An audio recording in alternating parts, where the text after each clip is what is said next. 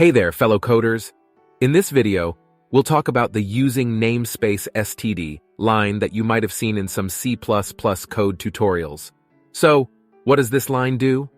Well, this line specifies that we'll be using functions and variables from the std namespace, which stands for standard.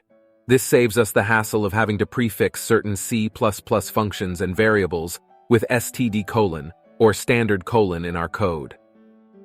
For example, instead of writing std.count every time we want to print something to the console, we can just write count after using the using namespace std line. But wait, before you start using this line in your code, note that it can sometimes cause conflicts with other namespaces. So, for beginners, it's preferable to avoid using it altogether. To give you a better idea, we'll compare two versions of the same code, one with the using namespace std line and one without.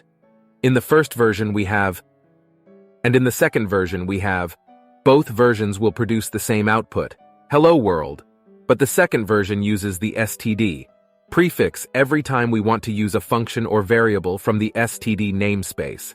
And that's it, folks. Now you know what the using namespace std line does in C++. Don't forget to like and subscribe for more coding tips and tricks. Happy coding!